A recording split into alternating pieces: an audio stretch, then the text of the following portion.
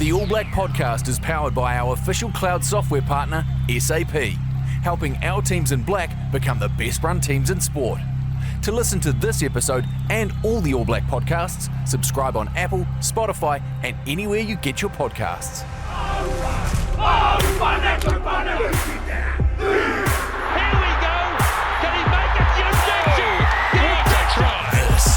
This is the All Blacks podcast. Kia ora whānau, welcome to episode 17 of the All Black podcast powered by SAP, and as we continue to reflect on the year, it's fantastic to have one of the busiest men in rugby, Chris Lendrum, head of professional rugby and performance. Did I get that right, Lendo? Did I get that title right? You did, mate. Well done.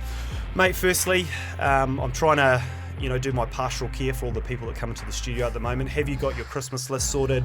Have you created a bit of space over the holidays? Got a bit of a break lined up? Because I chat to you a little bit throughout the course of the year. You're a busy man, mate. So how are we looking? Yeah, no, I am busy. Well, good to be here, first of all. Christmas list, mate, I tend to try to run the Christmas shopping sort of like a exam cramming session. So leave it all very late. Good. Nail it and hopefully get a pass mark based on a couple of days' work. You make good decisions the first time around anyway, don't you? So don't need to stew these things. Just go in, get it done and sorted. That's it. Less stress. Mate, and are we, like so many Kiwis, is there a hot spot you go to, a place you go to for Christmas and New Year's every single year like we all do, or do you like to change it up? I know you're a Wellington boy, but where does the summer hawks take you? Yeah, well, this summer we'll spend a bit of time in Hawke's Bay. Beautiful. Tend to move around a little bit. We have family in different locations, Taranaki, Hawke's Bay, Christmas Day in Wellington this year, which is a rare treat. So it's been an incredibly busy year, obviously, and really looking forward to a break like many of us. Mate, it has been a busy year, and that's one thing I want to ask you is it's been phenomenally busy, and we've got some of the things we're going to discuss, but it felt like sometimes when you'd put a schedule in place or a series of matches or whatever it may be, that literally the next day you'd have to rip that up and start again. Have you been able to throughout the course of the year reflect a little bit, take a bit of break, take some breaks, create a bit of space? Because I know actually we have players in here all the time, and a big part of what we do within the team environments now is actually try and look after that off-field stuff. We see someone who's doing well off the field is going to be able to perform on the field.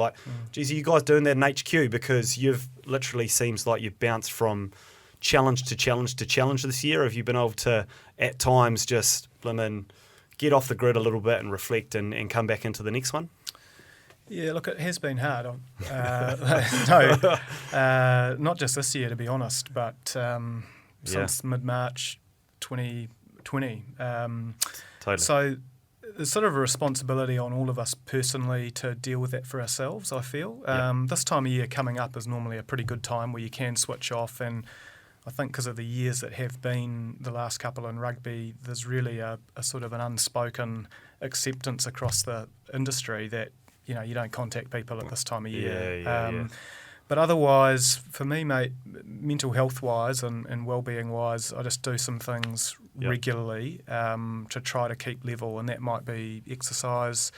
Really got back into reading through the COVID period, which has been great. You obviously try to look after your sleep and your nutrition and those sorts of things, and hopefully that gets you through. But I'd be lying if I said anything other than, we've just been coping the last 2.5 years to keep the heads above water, and it takes a toll on all of us individually, but also takes a bit of a toll on the whānau as well. Mate, 100% great to hear that you're trying to do a few things to keep a bit of balance, because I do know what a challenging couple of years it's been. Before we get into some of those things that have been on the agenda over the last 12 months and longer, let's fire into it with a few warm-ups, get to know Chris a little bit better. Mate, favourite All Black growing up and why? Oh, it's Michael Jones, Sir Michael Jones. And you get to do a little bit with them as well these days, don't you? Yeah. Well, it's funny. I do. I mean, that's one of the benefits of working in a role like I do. You get to meet some of these legends, and Michael is a legend. When I was growing up, I thought he just had a level of grace as an athlete that nobody else had, and he was obviously totally fearsome on defence.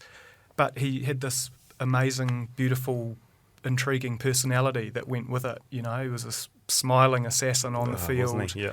incredibly humble man, off it. And to be honest, I'm really pleased to report that's exactly how I've found him to work with. And he's obviously currently the chair of Moana Pacifica, very passionate about that club and the advancement of Pacifica peoples.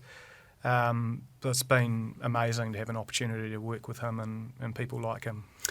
Lendo, I know you're a very professional person, always organised, but, sometimes you just have a little, star moment and ask, Sir Michael about some of the heydays when you're watching, or do you keep it, all professional? I try to keep it professional. Yeah. I wouldn't. I'd be hopeless. I'd be straight in there. No, look, I'd be lying if I hadn't talked to Michael a little bit at times about that. And there's a few others. I think you got to be a little bit disciplined as somebody that hasn't played the game at a really high level. You can't be fanboying it all the time, but people respect you after a while, and it's okay to ask now and then and get a little bit of insight.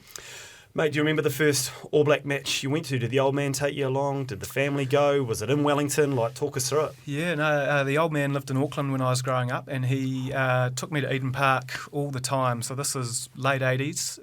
Brilliant.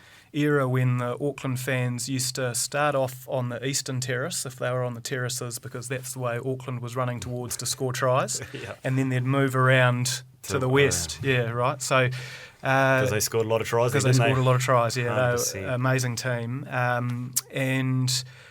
So my first Test match was Eden Park. I was trying to remember the year this morning. It's either 89 or 90 Bledisloe Cup Test. Around the time that Buck got the heave-ho. Yes. And Zinni came in. Yeah. And the ABs had a win. But the Phil Kern series, was it, when he said have a barbecue or that? Was it then? Yeah, it's around that time. It's either 89 or 90. I just can't quite remember. But 24-12, I think. There'll be some train spotters around who'll be able to go and find the answer to that for me. But, always the expectation, full house, haka, seeing your heroes run around is always very, very special. Mate, love it. Best moment in the job so far, and that might be hard because, you've been at New Zealand Rugby a long time and there's been some challenges and there's probably been some real highlights. Is there anything that sticks out in the memory as being something that's, a particularly special memory? For me, I always go back to 2015. Yep. I was in a contracting role at that time and I had a lot to do with the team, the All Blacks. It was an incredibly special team of athletes, team of good people, as you know, and being there at Twickenham when they won it all, I think the greatest World Cup team there's ever been from any country, really. So there was that, but even this year, you're right. I work in a job where I get to have special moments all the time, and they far outweigh the challenging moments. Being in Fiji this year, watching the Drua try to chase the Chiefs down in Lautoka and it was unbelievable. I think there was about 10,000 people in the ground at the start of the day, but there were a few thousand more by the end. And if the game had gone another couple of minutes, the Chiefs would have lost, And obviously what we've just been through with the Black Ferns is... I've got to stop using the word unbelievable. But remarkable. Mate, we'll chat about that later because I know you're so close to different parts of that. So let's save that for later on. But when you're cruising into work, Lendo, what's on the Spotify playlist? We've all had our Spotify Wrapped things emailed to us recently. Mine's, like many people, a great mix of old tunes, new tunes, and all my kids' tunes. What does yours look like? Yeah, you're like me. You haven't swapped the profile out, totally. So you've got all your daughters' hits. Totally. Yeah. Mate, I'm a rock guy. Nice. I'm in my early 40s. I'm grunge rock and bit of old school, bit of alt rock. Nice. It's me. It's not a. I keep a pretty tight perimeter around it. I'm a. Hey, you like what you like, Lendo. That's fine. Look, I'm in my demographic. I'm a Ngāti Pākehā. That's what I love, and lots of guitars, mate. That's me. Mate, and is that when you got the running shoes on? That's when you sort of tap into that sort of stuff and put the playlist on repeat? Yeah, can be for sure. Yep.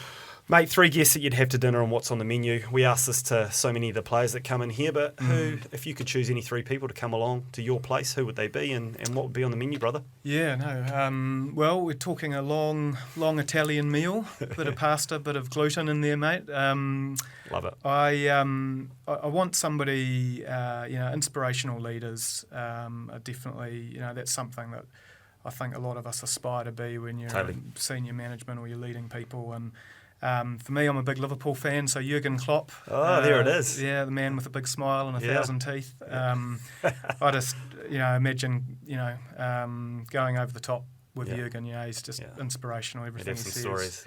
Yep. Just come off the back of reading Dave Grohl's book, another man with a lot of stories. So Dave comes in. Won't be a formal setting. There'll be no suits and ties. But, I do like my comedy as well. So Tina Fey. She's outstanding. Plumped for you. Some really amusing, sort of politically focused stuff, which I like as well. So her Sarah Palin phenomenal. is like comedy gold, isn't it? If people who haven't seen it, look it up. It is absolutely outstanding. And one skit that she did, one of her most famous skits, was verbatim what Sarah Palin said. So there you go, there's a little tip for people out there. But that's right. Mate, let's talk a little bit about rugby. Firstly, like heaps of stuff in the media at the moment around Super Rugby, OPECI and Pacific. After a few stoushes with our Trans-Tasman mates, a bit of back and forth, which we love to have with them, it seems like we've settled in a good place. Like, mate, where are we at? Because, one thing that, and fingers crossed, touch wood, all that stuff, we're able to do what is planned in 2023, and that has absolutely not been the case for the last 2 years. Like I said to you at the start of the pod, it felt like every time I saw you, you had made a schedule and then had to tear it up and start again and go back to the negotiating table and deal with whatever the restrictions or regulations were of the time. So it sounds like, though, we've settled. We're in a good place, and like you've hinted to, we've got some new teams involved as well. They're going to be able to base themselves in Suva and base themselves in these new places. Where are we at? How's it all looking for next year? Yeah, well, you've summarised it really well. I did that thing where I answered my question. Sorry. Really excited. We've got certainty around this competition now till 2030. So I know it's been a while for those people following those discussions with the Aussies. Good things take time, it's been worth it. Really excited about running the competition in the way it was intended to be run next year, because we haven't had that chance to date. 2 new teams in this year that had very, very short runways to get ready for 2022. They're going to be so much better in 2023, and they'll just get better as we go on. And a chance to really grow the competition from a fan's perspective. I think if we're really self-critical about Super Rugby, it's been an amazing competition from a high-performance perspective for its entire lifespan, but we haven't collectively as rugby invested in the fan, and we've probably taken the fan for granted a little bit. We've got a lot of catch-up work to do. People are very discerning these days. We're all time poor, as you know, so we've got a lot of effort to put in there, and we're now ready to roll up our sleeves. We've got a definite product, great competition. Everything's in regional time zones. If you want to watch all 6 games every weekend, as I know you will be, Roundy, then you can, mate. So, that's really exciting on the men's side. And obviously on the women's side, it was even more disrupted in the debut year of OPECI. So can't wait to get that back underway again. Mate, and also we've just had a period of time with the World Cup, which we'll talk about later on, where we've got to know a whole lot of players. And so, pretty quickly in the new year, we're going to be able to get to know them even more, which is pretty exciting, isn't it? And like when you talk about, trying to flip it around a little bit and serve the fan a little bit better, has that just been that teams have worked in chambers a little bit in isolation and haven't perhaps worked together enough for the overall good of the competition, or actually it's just getting people to, like you say, have one of the priorities is our fans and our fan base and try and serve them a little bit better, just change the themes a little bit? Yeah, I don't think it's been anything too intentional. Nobody sets out saying we want to cut the fans out, Totally. But But we're very focused on performance, and frankly, there's been some advantages to that. At a national level or international level, we've performed really well. Actually, all the SANZAAR countries have performed really well internationally in the lifetime of the competition. So we've done some good stuff there, but we just haven't invested in bringing that competition to the fan. And we've got a lot of, the world's best players play in this competition. In fact, you'd argue now a lot of them also are going to play in Super Rugby Aupiki. So there's more stories to unpack of those players as individuals and as teams that we can take to the public. And you can see people want to engage and want to understand individual stories. And we've got great colour in the game in rugby in New Zealand. It is a game for all New Zealanders. We get all types of people from all walks of life and background into our game.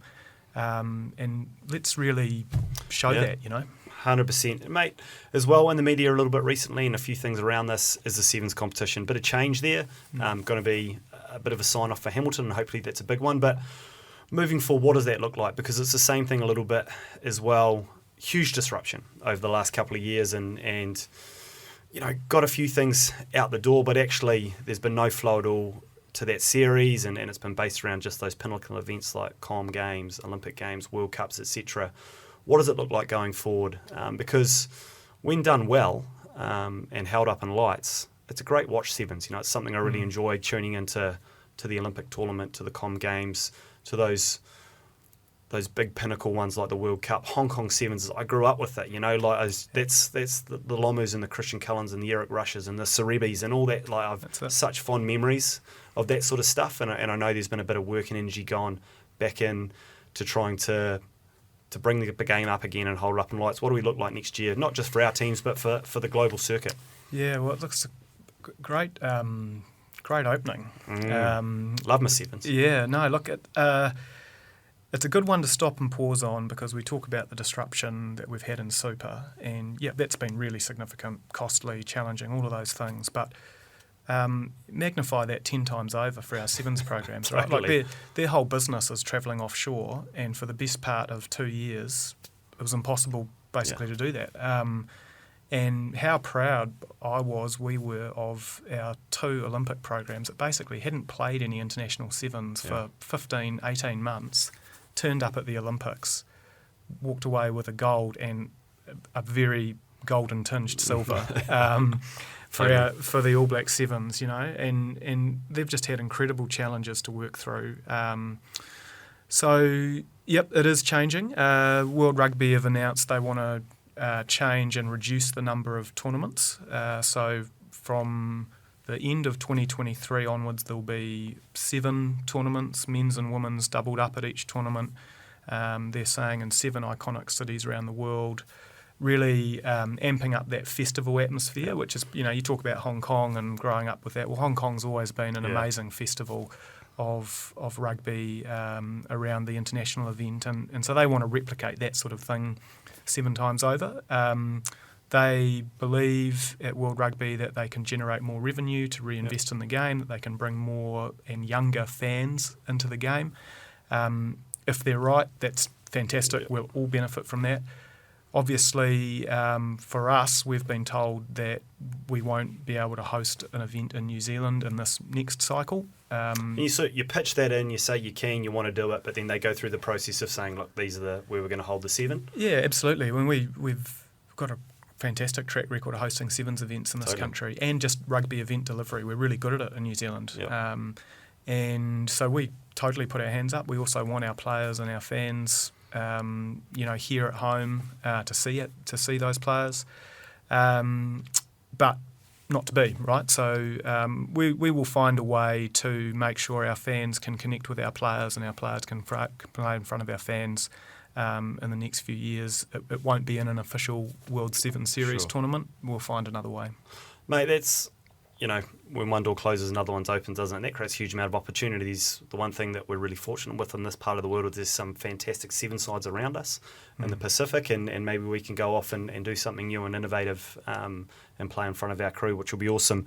I want to talk to you a little bit about, because it relates very much to the last couple of things we just chatted about, is like COVID to a lot of us is in the rearview mirror, but to you, is it in your rearview mirror? Does it still impact your day-to-day work?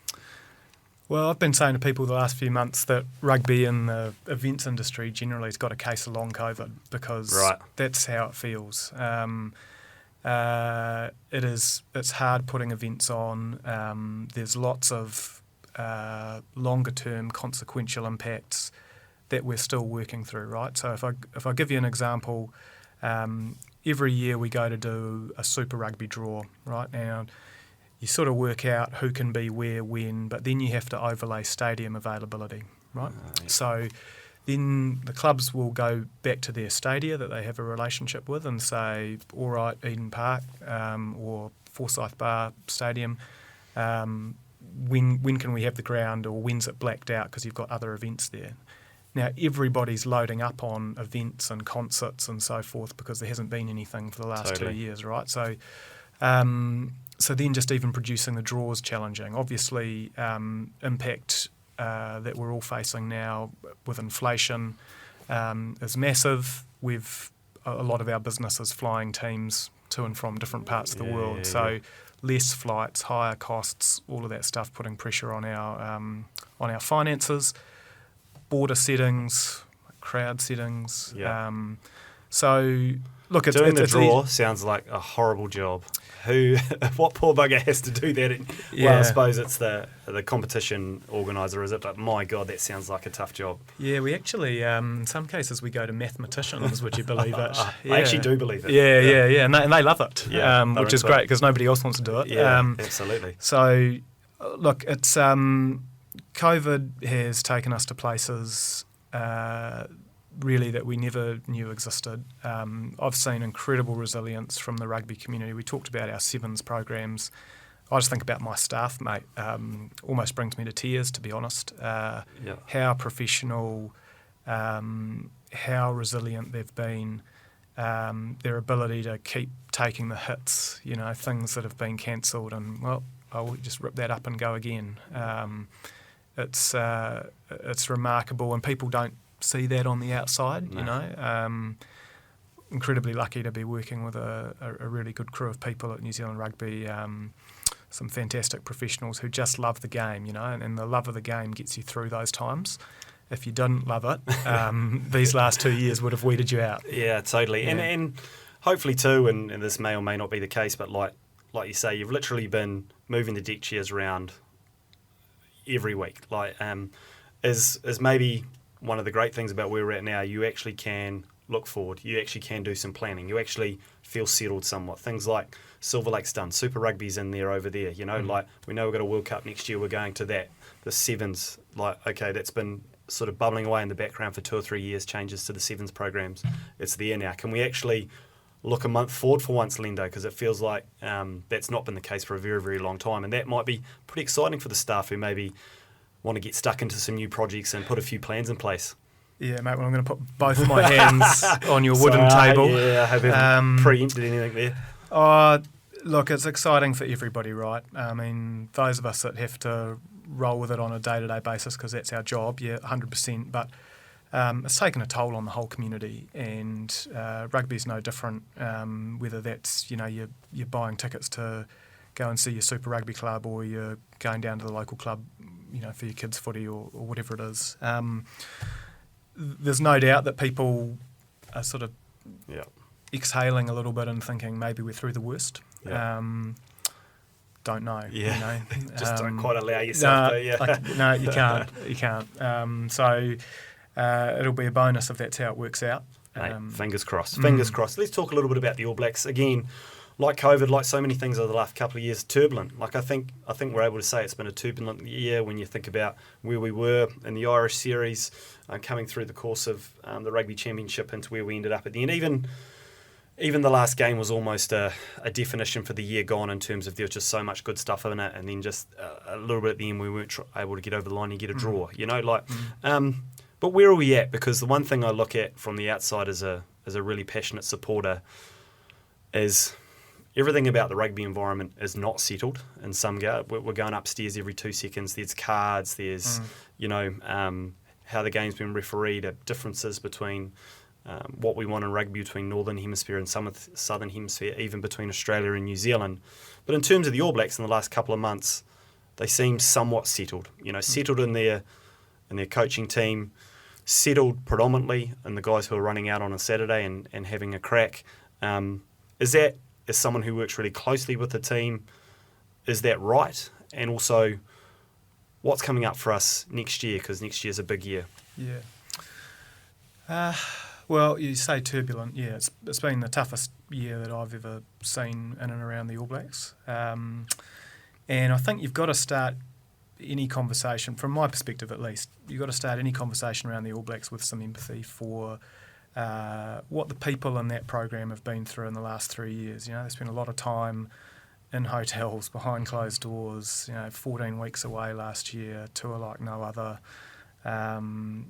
Playing France and Ireland at the end of a year, tough games, great teams, and then this year getting squared up a little bit by Ireland, and everybody who walks in the door of that team wants to do their part and do the team justice, right? So, there's a lot written about the All Blacks and a lot said about the All Blacks, and some of it at times can border on the malicious and the really negative. And the team's got to take that, but it's tough, right? And I think important to just ground ourselves in empathy about what they've been through.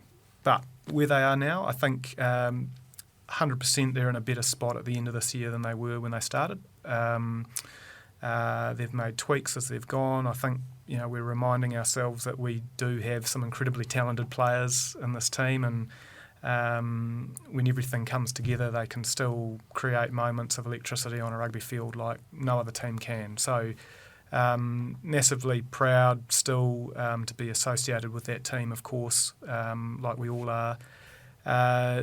And, showing some signs that they're going to be hard to beat going into next year. Next year's short runway, 5 tests. They'll go to Argentina off the back of the Super Rugby Pacific final, come home, South Africa, a couple of tests against Australia. Then we play a warm-up fixture against South Africa. That's an oxymoron, right? There's no such thing against the box. You realise what you just said there? Yeah, so that's 2 weeks out from Rugby World Cup. They'll be at Twickenham. Oh, wow. Yeah, so great opportunity for travelling fans and expats up there and just the rugby public to take in a Springboks All Blacks test at Twickenham. And then on to Paris. Into it, mate. Well, that's not much, 5 tests, so Super Rugby Pacific becomes very, very important for guys advancing their causes or just getting in good nick for those 5 internationals in the lead up to the series. Geez, that's going to be a cracker, isn't it? And the first game's against France, isn't it? So first game's against France, there'll be heaps riding on it. I think if people have been watching the crowds at Stade de France and those things over the last couple of years, it'll be a mad atmosphere. Players will relish it, and great test. Mate, as I sort of segue a little bit into the international landscape, I want to ask you a little bit about France, because I assume that you deal with other countries, different working committees and groups and all that sort of stuff that govern the global game.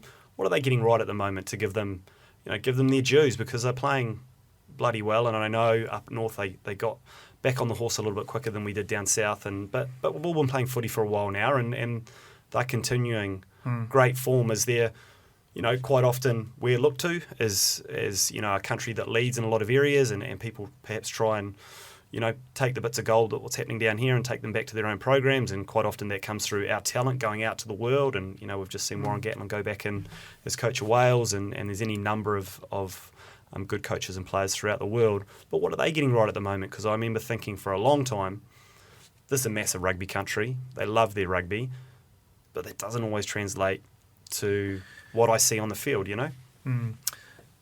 They've invested heavily in their development pathway. Yeah. So prior to COVID, when we were still playing junior under-20 World Championships, they had consistently improved and invested more and more in that pipeline. So when you look at their group that they've got now, they've got a young group, particularly in key decision-making roles, 9-10, and they're just really good players. Totally. And Fabien Gaultier seems to be getting the best out of them. There's been periods in all of our rugby history where the French have appeared to the outside observer to be a little bit dysfunctional. Not at the moment. They've got a really clear understanding of... There's Sean Edwards in there as well, don't they? Yeah, Probably correct. brings a bit of steel and discipline and all that good stuff. Absolutely. So they've just got a mix that's really working for them now. They've got all the pressure of fronting up to a home World Cup, having never won a World Cup before.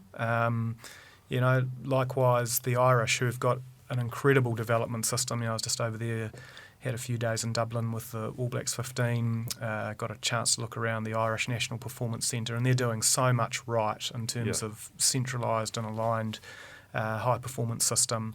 But they go to the World Cup with monkeys on their back as well. Totally. So everyone's got their own path that they've brought in there, and I think what we're about to see next year is the most even World Cup we've ever seen. There's literally probably half a dozen teams that could mount a really strong case to win the tournament.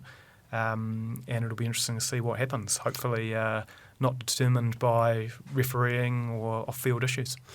Mate, 100% it probably will be, let's be honest, because that's just the way it is at the moment. But how do we have, or what do we do within that space to have an effect on the global rugby landscape, whether it be rugby calendars, rugby competitions, rules? Because like you say, even though we're all playing the same game, sometimes we have different agendas or priorities or a view on what is good, what is best. In terms of, obviously it's very topical at the moment, red and yellow cards and how the game being officiated and playing time and all that sort of stuff.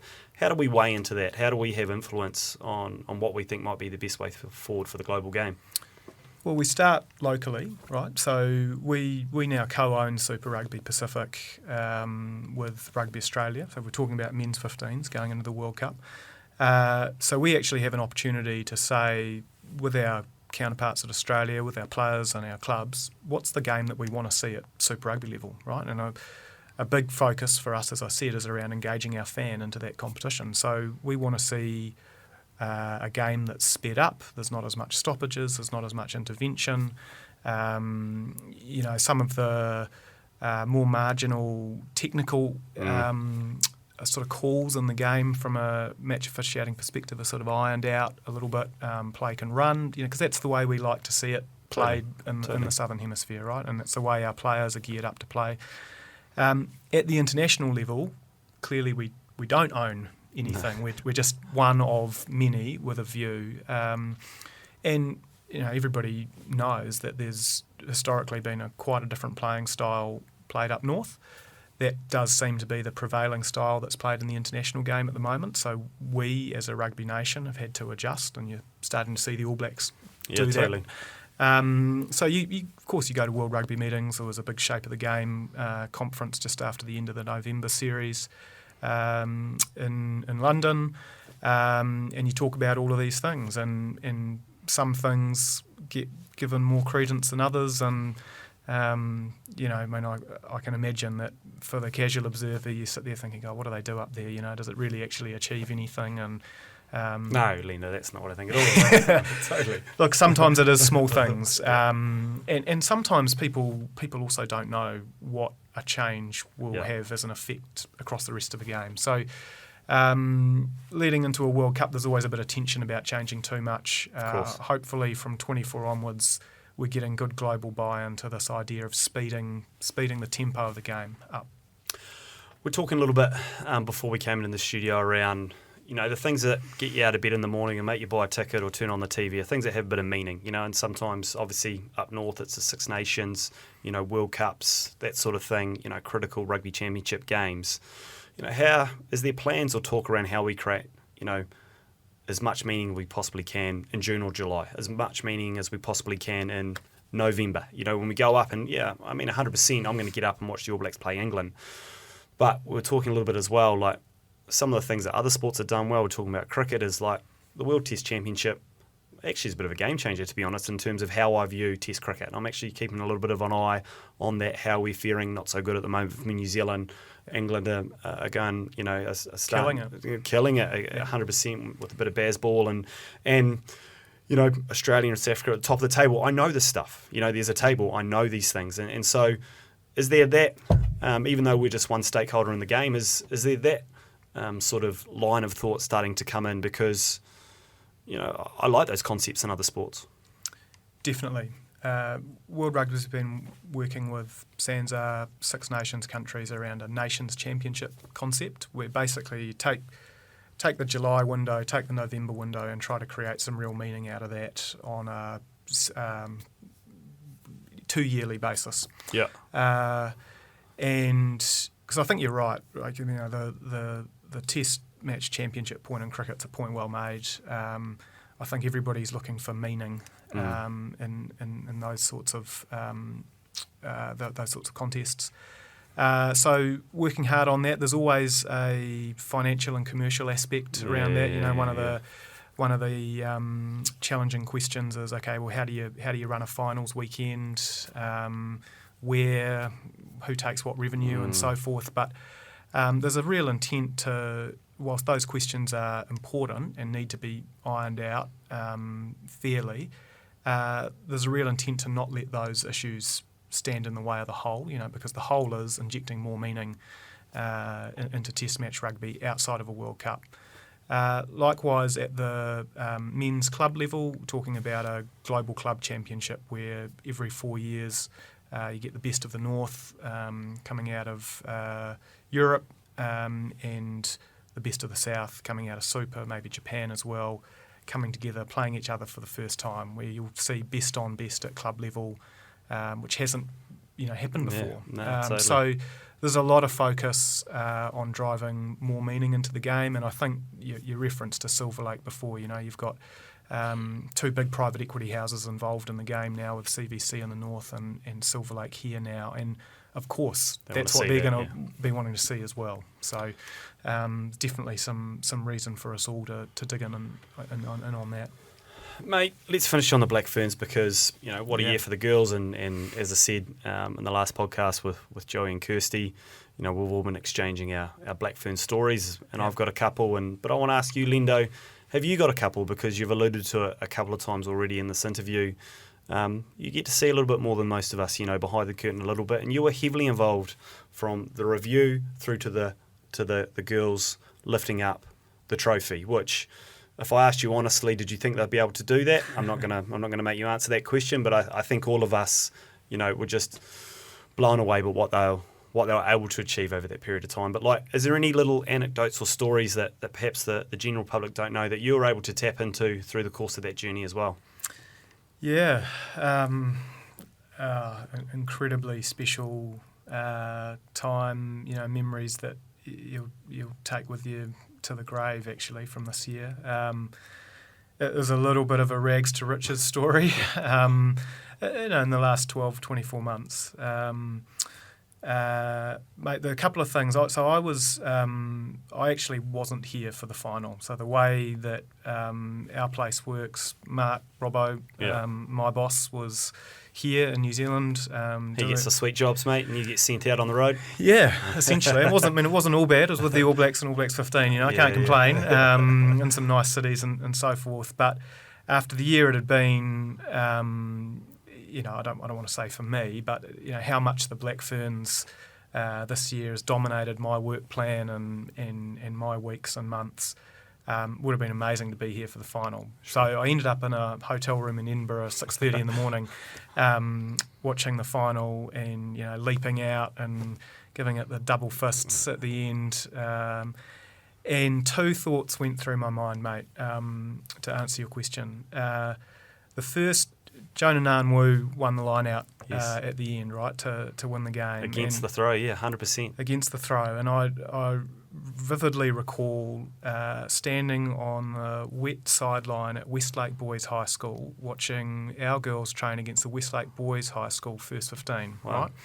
Right? Which was sort of a little thing that was semi-under wraps, trying to learn how to do some close quarters stuff, particularly for the forward pack against physically strong opposition, right? So we pitched the girls against a senior, really good first 15, and they really held their own. So I watched them that day learning how to maul and defend the maul, and I think we saw massive improvement in that through the year. And then I watched Mike Cron coaching the locks how to contest opposition line-out ball. And at least in my mind, I've very clear recollections of Jonah being the best on that day. Yeah. We've got some very talented players there, and remember her, tipping balls away, and to see that then come out at the end, that'll stick there.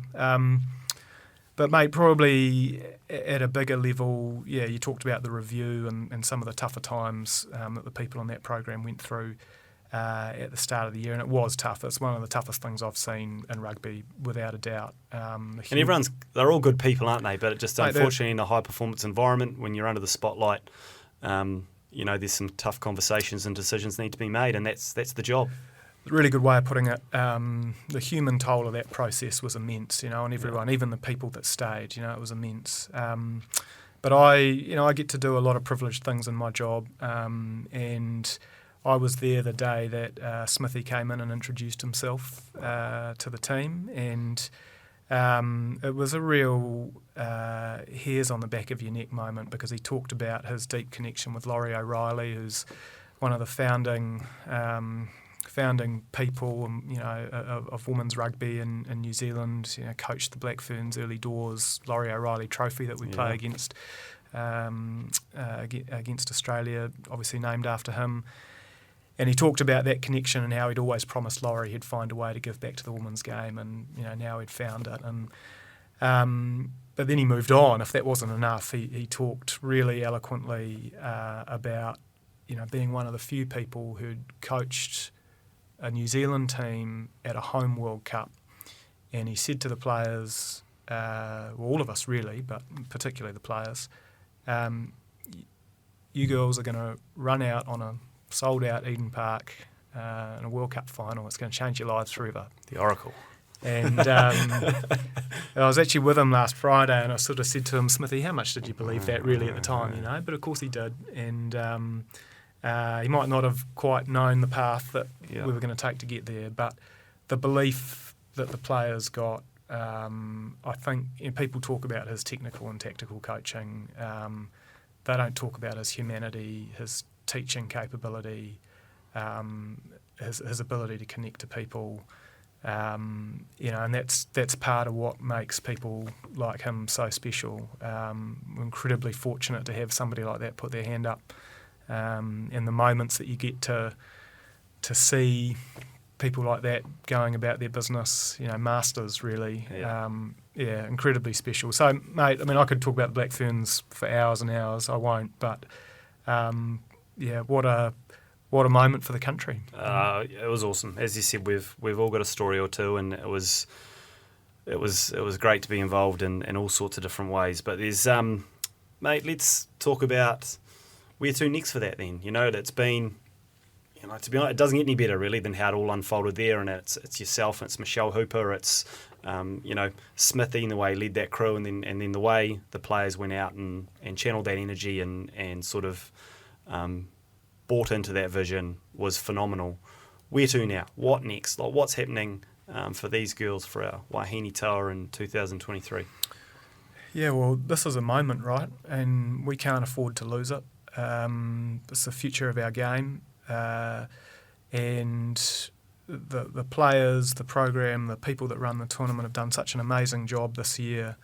It's just critical that we pick that up now and run with it, and that's what we've got every intention of doing. The key thing for the Black Ferns is to get a consistent schedule of matches together.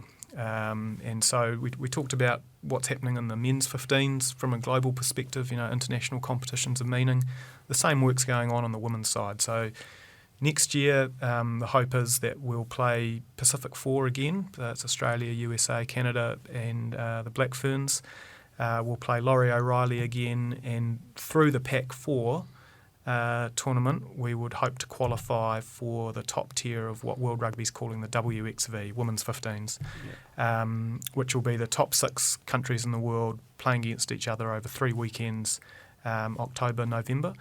We're also hopeful of actually bringing that tournament to New Zealand. Oh, you beauty. Put our hands up for that. Yeah, that's correct. So we'd get to see our team up against probably France, England again. Yeah. So from a performance perspective, critical we get that opposition. From a fan's perspective, imagine seeing more games like we've just seen, more moments like that.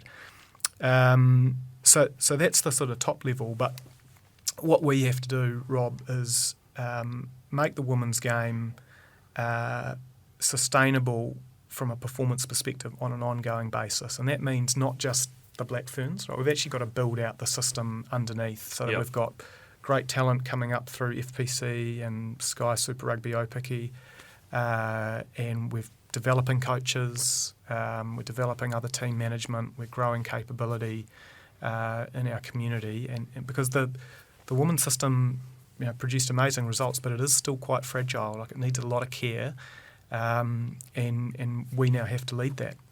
So really exciting opportunities. I think the World Cup has uncorked this world of possibilities for people. We're talking about, men are walking around in New Zealand freely talking about who their favourite Black Ferns player is. Teresa Fitzpatrick, 100%. Teresa Fitzpatrick, good choice. Oh, and like, how powerful is that? And women are talking about it as well. People are watching parties. People have never watched rugby before. There's astronomical viewership figures on TV3. I gather around the semi-final and final. So it's all right there. And the good news is we've only got to wait another couple of months and we get vast majority of those players back on the field in Sky Super Rugby Opiki, and then we're away again. Awesome, 100%. How good would it be to see in 4, 8, 12 years' time a Kelly Brazier or a Kendra Kochkij or some of those girls are talking about getting into coaching at the moment, starting to come through and filling in some of those positions and seeing that, like we see with the men's game, that generational stuff where a player then becomes a part of a coaching setup and administration and all the different roles they're able to fill within rugby and fill it out. So how good would that be? Lendo, thank you so much. A really good yarn. Great to get a bit more detail on sort of what goes on behind the scenes a little bit. I know you're a busy man this week, got numerous board meetings to kind of wrap out the year, but please do take a break, create a bit of space over summer and recharge because, as you've just outlined there, it's a big year next year, brother, isn't it? Like, it's another big year, but hopefully the best part of that is it's uninterrupted, it goes out as is, and we'll be able to fly into in some ways, an inaugural Super Rugby Pacific season into a World Cup. How good? Yeah, mate, thank you. It's been a pleasure. No worries. Cheers, mate. The All Blacks podcast is powered by our official cloud software partner, SAP, helping our teams in black be the best run in sports. Hosted by Rob Dunn in the Hargrave Street studio. Produced by Carl Thompson from Blue and Ginge, the podcast producers. Video editing by Mac Leesburg, graphics by Western Design, content advising from Andy Burt, and commercial manager for the podcast is Valeska Hoth. Follow the All Blacks podcast on iTunes, Spotify, YouTube, and anywhere you get your podcasts.